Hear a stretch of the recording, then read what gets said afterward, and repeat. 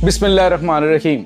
अस्सलाम वालेकुम नाज़रीन, मैं हूं डॉक्टर अली और आप देख रहे हैं मेरा फेसबुक और यूट्यूब चैनल। नाज़रीन, पाकिस्तान और चाइना के हवाले से एक अहम तरीन डेवलपमेंट हुई है। चीनी वज़ीर ख़ारजा के दौरे पाकिस्तान पर जो अहम तरीन मुआहदा हुआ है, पाकिस्तान और चाइना एक ऐसा शाहकार बनाने जा रहे हैं। इसकी ताज़ा तरीन अपडेट्स आपके साथ हम शेयर करेंगे। जबकि दूसरी जानिब नाज़रीन, आज बरोज़ जुम्मतुल मुबारक हुआ यह है कि पाकिस्तानी ड्रोन मकबूजा जम्मू कश्मीर के इलाकों के अंदर घुसा है और उसके बाद भारतीय फौज बेबसी से अपने हथियार, अपने जो एंटी एयरक्राफ्ट गन्स हैं और उसके बाद अपना डिफेंस सिस्टम है वो लेकर बेबसी की तस्वीर बनती रही और किस तरह ये बाहिफाजत वापस आ गया। बड़ा दावा जो है वो किया जा रहा है। इसकी तमाम तरह डिटेल्स आपके साथ हम शेयर करेंगे।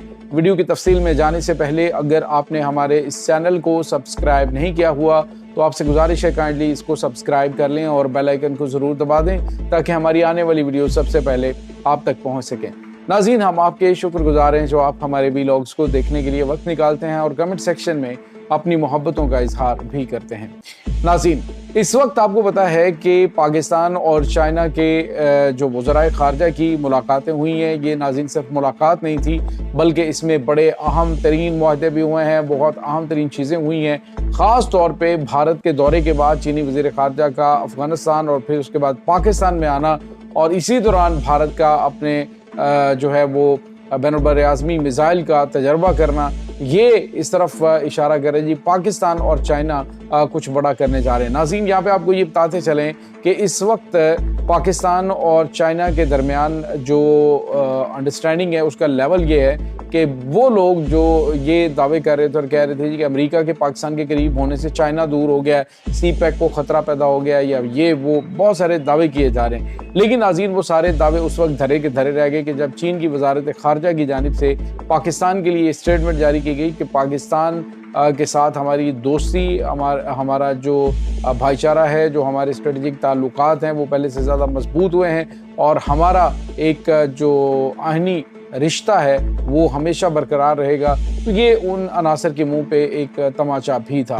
तो नाज़रीन, अब जो है वो खबर ये आ रही है कि पाकिस्तान और चाइना मिलकर मुस्तकबिल करीब के अंदर यानी हालिया दिनों के अंदर ही उस पर काम शुरू हो गए कि जो defence fast track defence technologies हैं वो नाज़रीन चाइना पाकिस्तान के साथ शेयर करने जा रहा है। नाज़रीन, ये फास्ट ट्रैक डिफेंस टेक्नोलॉजीज़ कौन सी हैं? यानी वो जो कि प्रोजेक्ट लंबे नहीं, बहुत लंबे अरसे तक नहीं, बल्कि जो रनिंग प्रोजेक्ट्स हैं पाकिस्तान के, जैसे JF-17 थंडर है, ये पाकिस्तान और चाइना मिलकर बना रहे हैं। और अब जो है जो J-10C है नाज़रीन, इसके हवाले से भी खबर ये आ रही है कि ये तकरीबन बस ये मुआहदा आपस में हो चुका है कि ये J-10C जो हैं ये भी पाकिस्तान के अंदर तैयार होंगे और इसके अलावा जो स्टेल्थ फाइटर तैयारे हैं वो भी पाकिस्तान के अंदर तैयारी के हवाले से अहम तरीन मुआहदे हो चुके हैं। और इसके अलावा ड्रोन टेक्नोलॉजी और दीगर जो इलेक्ट्रॉनिक वारफेयर सिस्टम्स हैं और कुछ तबाहकुन मिसाइल जो हैं वो भी एयर टू एयर मार करने वाले मिसाइल, उनके भी अब पाकिस्तान में तैयार होने के हवाले से अहम मुआहदे हो चुके हैं।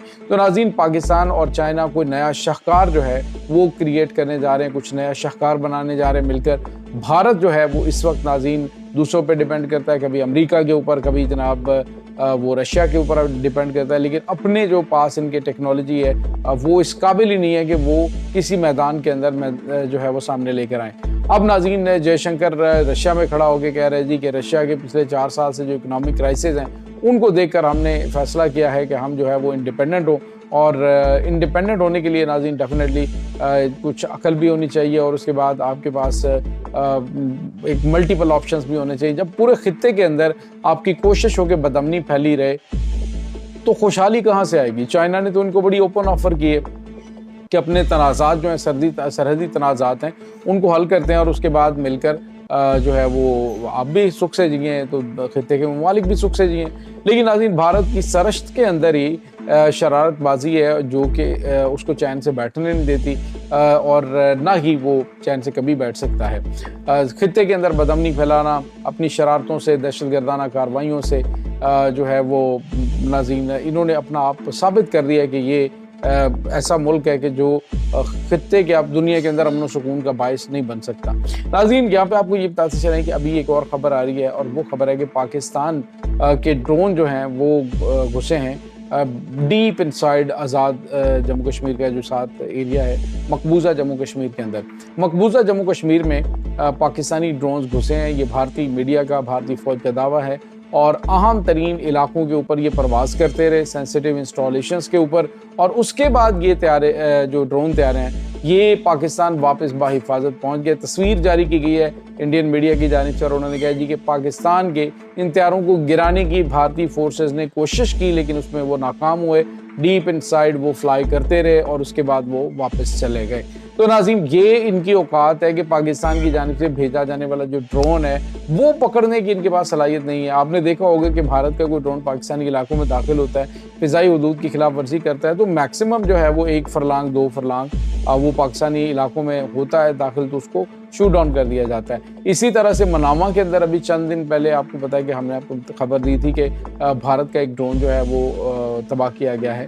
तो नाज़रीन, वो मैं बल्कि हैरान था कि इतना दूर ये कैसे आ गया, लेकिन वो फिर वापस नहीं गया।